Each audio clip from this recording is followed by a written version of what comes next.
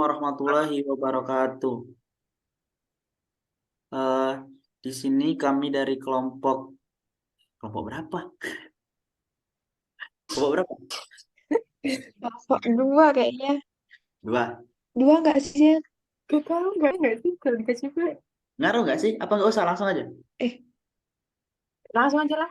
Oh ya langsung udah. aja Langsung ke judulnya dibaca gitu. judulnya. Nanti dipotong aja ya. Iya. Ya udah.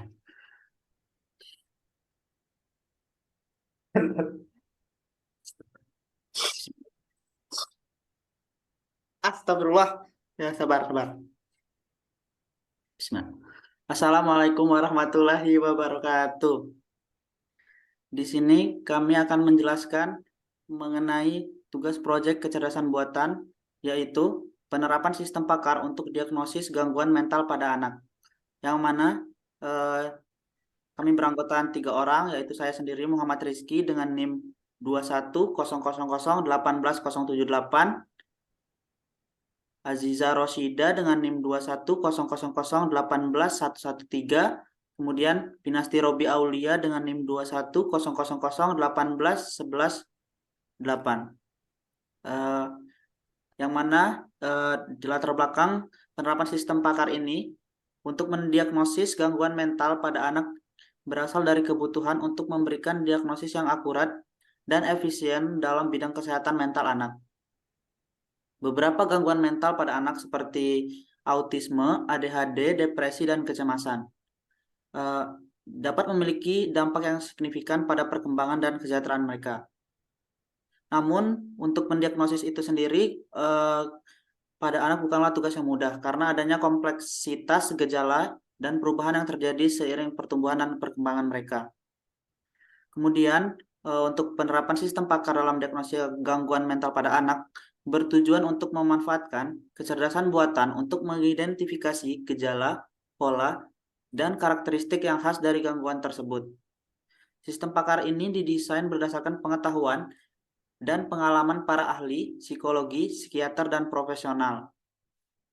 Kemudian keuntungan utama dari penerapan sistem pakar dalam mendiagnosis gangguan mental pada anak antara lain ada 4 di sini, yaitu yang pertama, diagnosis yang lebih akurat, karena sistem pakar sendiri dapat mengenali pola dan gejala yang khas dari setiap gangguan mental pada anak. Kemudian dengan sistem pakar, proses diagnosa dapat dilakukan dengan lebih cepat dan efisien. Sistem ini mengevaluasi informasi dengan cepat dan memberikan rekomendasi yang tepat secara otomatis. Kemudian yang ketiga, sistem pakar dapat diakses dan digunakan oleh profesional kesehatan mental di berbagai lokasi, termasuk di daerah terpencil yang mungkin tidak memiliki akses ke sumber daya kesehatan yang memadai. Kemudian yang terakhir itu data yang dikumpulkan oleh sistem pakar nantinya dapat digunakan untuk memantau tren dan pola perkembangan gangguan mental pada anak. Selain itu juga data tersebut dapat digunakan untuk penelitian dan pengembangan lebih lanjut dalam bidang kesehatan mental anak. Namun, meskipun demikian, sistem pakar dapat menjadi alat yang berharga dalam mendiagnosis gangguan mental pada anak. Diagnosis yang akurat masih membutuhkan penilaian yang holistik dan pemahaman yang mendalam tentang kondisi individu anak. Kemudian yang kedua, representasi pengetahuannya. Di sini kami menggunakan representasi pengetahuan tabel keputusan atau decision table. Alasan menggunakan representasi pengetahuan untuk mendiagnosis gangguan mental pada anak, yaitu ada beberapa alasan. Yang pertama itu keterbacaan. Tabel keputusan sendiri memberikan representasi yang jelas dan terstruktur dari pengetahuan diagnostik. Kemudian yang kedua, ekspresivitas. Tabel keputusan mampu menggabungkan berbagai kombinasi gejala dan aturan diagnostik. Ini memungkinkan sistem pakar untuk mengatasi kompleksitas dan keragaman gejala dalam gangguan mental pada anak. Kemudian yang ketiga, kemudahan dalam pemeliharaan. Tabel keputusan mudah diperbaharui dan dimodifikasi saat ada perkembangan baru dalam penelitian atau domain yang relevan. Yang keempat itu transparansi keputusan, yang mana membuat proses pengambilan keputusan sistem pakar menjadi transparan dan dapat dijelaskan secara rinci kepada pengguna. Kemudian yang kelima itu integrasi fleksibel. Model tabel keputusannya dapat digunakan bersamaan dengan metode lain dalam sistem pakar, seperti aturan produksi logika fuzzy atau algoritma pembelajaran mesin. Berikut ini adalah contoh representasi pengetahuan dengan tabel keputusan dan bobot untuk penerapan sistem pakar berbasis kecerdasan buatan dalam mendiagnosis gangguan mental pada anak. Di sini ada beberapa, ada 17 gejala yang dimulai dari gejala kode G01 itu kesulitan tidur, kemudian di diagnosisnya itu gangguan tidur dengan bobot 0,8, G02 itu gejalanya lesu dan diagnosisnya gangguan tidur dengan bobot 0,6, gejala G03 serangan panik gangguan kecemasan dengan bobot 0,9 dan seterusnya sampai dengan G17 sulit berkonsentrasi gangguan perhatian dan bobotnya 0,7. Dalam kabel keputusan ini sendiri, setiap baris mencantumkan kombinasi gejala yang mungkin terjadi pada anak dan bobot yang menunjukkan tingkat kepentingan relatif dari masing-masing gejala dalam diagnosa. Misalnya di sini, jika seorang anak mengalami kesulitan tidur dengan bobot 0,8 dan merasa lesu dengan bobot 0,6, maka diagnosa yang mungkin adalah gangguan tidur. Dan jika seorang anak mengalami serangan panik dengan bobot 0,9 dan merasa gelisah dengan bobot 0,7, maka diagnosa yang mungkin adalah gangguan kecemasan. Di sini sistem pakar menggunakan tabel keputusan dan bobot ini untuk mencocokkan gejala yang diamati pada anak dengan kombinasi gejala yang ada dalam tabel. Kemudian sistem akan menghitung skor total berdasarkan bobot setiap gejala yang terpenuhi. Diagnosis dengan skor tertinggi akan diambil sebagai hasil akhir. Mungkin untuk selanjutnya bisa dijelaskan oleh teman saya. Dinasti, silakan. Oke, baik. Yang ketiga itu konsep teori. Di sini kita memakai 5 konsep teori. Yang pertama ada logika fuzzy. Konsep ini berkaitan dengan penanganan ketidakpastian dan ambiguitas dalam sistem komputer. Lalu yang kedua ada logika inferensi. Dalam logika inferensi ini berkaitan dengan proses penerapan aturan logika untuk mengambil keputusan berdasarkan informasi yang ada. Lalu yang ketiga, jaringan syaraf tiruan. Pada jaringan syaraf tiruan ini itu model komputasional yang terinspirasi oleh struktur dan fungsi jaringan syaraf biologis. Lalu yang keempat itu ada pembelajaran mesin. Pembelajaran mesin ini itu cabang dari kecerdasan buatan yang berfokus pada pengembangan algoritma yang dapat belajar dari data dan pengalaman. Selanjutnya yang kelima ada pemrosesan bahasa alami. Di pemrosesan bahasa alami oleh komputer. Lalu yang keempat ada tahapan pembuatan sistem diagnosis gangguan mental pada anak. Itu ada 7 langkah-langkahnya yang diambil. Yang pertama itu ada penelitian dan analisis. Tahap ini melibatkan penelitian dalam mendalam tentang gangguan mental pada anak, termasuk gejala-gejalanya, kriteria diagnostik, dan informasi yang relevan lainnya. Lalu yang kedua ada perancangan basis pengetahuan. Dalam tahap ini perlu mengidentifikasi dan mengumpulkan pengetahuan ahli tentang gangguan mental pada anak ini. Lalu yang ketiga ada identifikasi aturan-aturan. Berdasarkan pengetahuan yang telah dikumpulkan, diperlukan mengidentifikasi aturan-aturan yang akan digunakan ini. Misalnya, jika seorang anak menunjukkan gejala A, B, dan C, lalu sistem pakar dapat menggunakan aturan yang menyatakan bahwa kemungkinan anak tersebut mengalami gangguan X adalah tinggi. Lalu yang keempat ada implementasi sistem pakar. Setelah aturan-aturannya diidentifikasi, langkah selanjutnya adalah mengimplementasikan dalam sistem dengan itu tetap tabel keputusan dan logika fusinya. Lalu yang kelima ada pengujian dan validasi. Setelah sistem pakar selesai diimplementasikan, tahap berikutnya adalah melakukan pengujian dan validasi. Menguji sistem pakar dengan kasus-kasus yang sudah diketahui dan membandingkan hasilnya dengan diagnosis manusia yang dilakukan oleh profesional kesehatan mental. Lalu yang keenam ini ada peluncuran dan evaluasi. Setelah sistem maka dianggap siap untuk digunakan dapat diluncurkan secara internal atau kepada pemangku kepentingan yang relevan seperti profesional kesehatan mental atau pihak yang terkait dalam bidang kesehatan anak.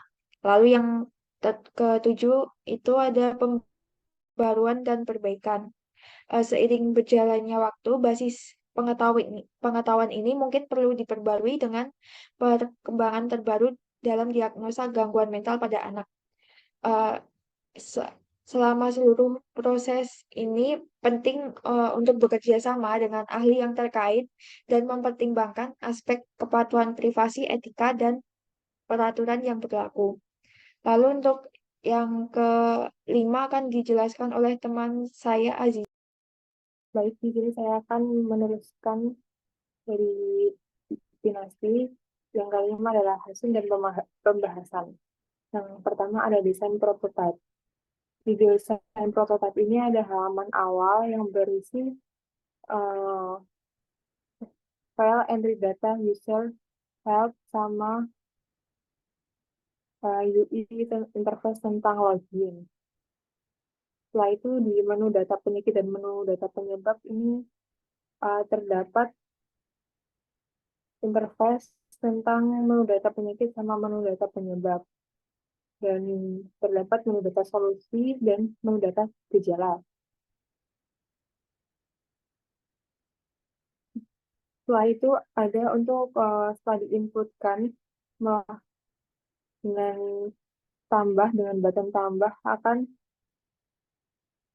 menghasilkan daftar penyakit dan daftar penyebab. Nah, di situ ada tampilannya. Setelah itu, ya, itu isi data menu solusi dan data gejalanya. Isi-isinya telah ditambahkan. Nah, selanjutnya di menu basis aturan, ini terdapat aturan-aturan saat jika kayak penyakitnya apa, penyebabnya apa, gejalanya apa, dan dapat solusinya. Setelah itu ada di menu diagnosa dan isi data menu diagnosa. Ini. Di sini untuk checkbox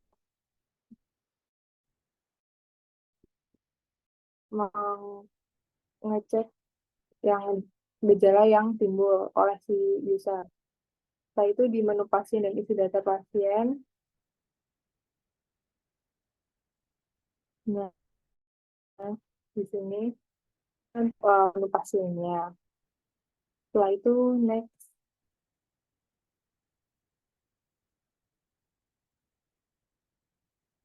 Ini setelah diisikannya. Jadi setelah diinputkan. Nah, ini untuk menu rekam. Rekam yang apa pasiennya itu dan gejala yang timbul di pasien tersebut. Setelah itu ada rancangan menu lanjut. Di sini setelah menu lanjut, user akan menjalani penanganan untuk melakukan diagnosa. Setelah itu, setelah ditangani, akan dicetak hasilnya. Jadi terdapat nama, misal nama pasiennya Valentania, nama penyakitnya dengan kecemasan dengan gejala. Yang pertama, kekhawatiran yang berlebihan. Kedua, ketegangan dan ketidaktenangan. Yang ketiga, fisik dan psikologi.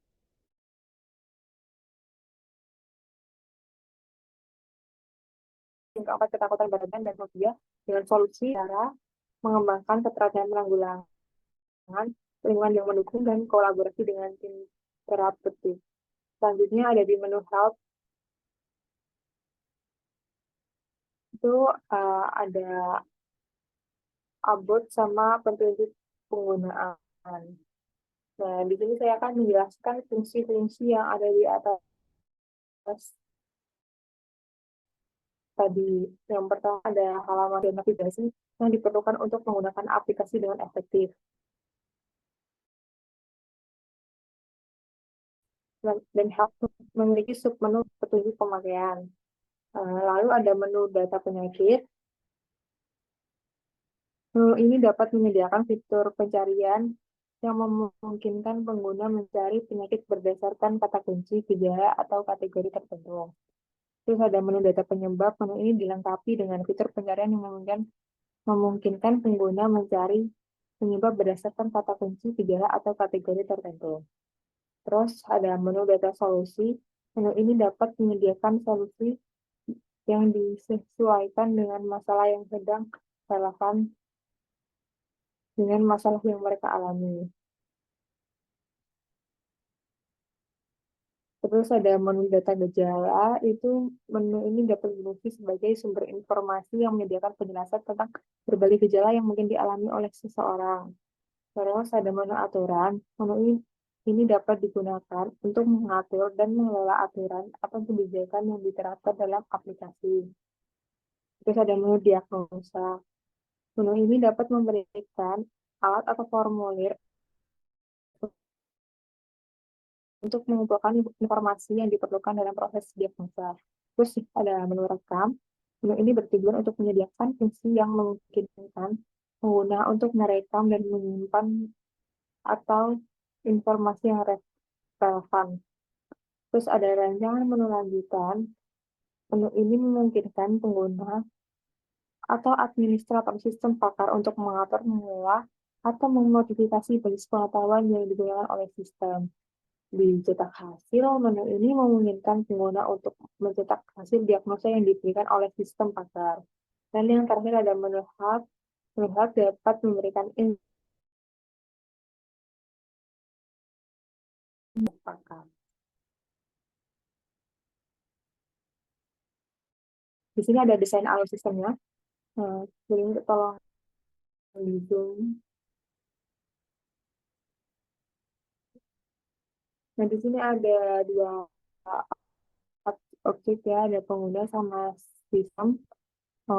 Startnya di pengguna. Yang pertama, pengguna memulai untuk diagnosa, lalu di sistem menampilkan menu login, pengguna login, lalu sistem menampilkan menu penyakit, pengguna menginputkan data penyakit, setelah itu sistem menampilkan menu gejala, pengguna menginputkan data gejala, setelah itu sistem menampilkan menu penyebab, terus pengguna menginputkan data penyebab, sistem menampilkan menu solusi, lalu pengguna menginputkan solusinya. Setelah itu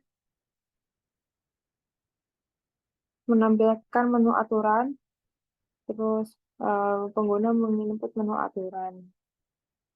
Menampilkan menu pasien, pengguna menginput data pasien. Lalu menampilkan menu diagnosa, setelah itu pengguna menginput gejala yang dialami pasien.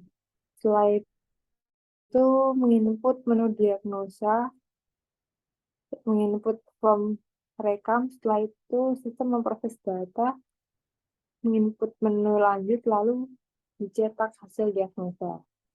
Dan selesai. Metode atau algoritma yang digunakan, metode algoritma yang bisa digunakan yaitu dengan algoritma naive Bayes, karena algoritma ini mengasumsikan bahwa setiap gejala atau atribut independen secara statistik dengan menggunakan teorema Bayes. Algoritma ini dapat menghitung probabilitas terjadinya suatu penyakit mental berdasarkan gejala yang diamati pada anak. Algoritma naive Bayes relatif sederhana dan cepat, namun memiliki asumsi yang cukup kuat. Baik, dan yang terakhir ada penutup. Kesimpulannya, dengan penerapan sistem pakar untuk diagnosa gangguan mental pada anak, diharapkan dapat meningkatkan aksesibilitas dan akurasi dalam diagnosa dini, sehingga dapat memberikan pengobatan dan perawatan yang tepat pada anak-anak dengan gangguan mental. Yang B ada disarankan agar sistem pakar yang telah dibuat untuk mendiagnosis gangguan mental pada anak dapat digunakan secara efektif dan ditingkatkan agar dapat memberikan manfaat yang lebih besar. Sekian dari kelompok kami. Bila ada salah kata, mohon dimaafkan. Wassalamualaikum warahmatullahi wabarakatuh.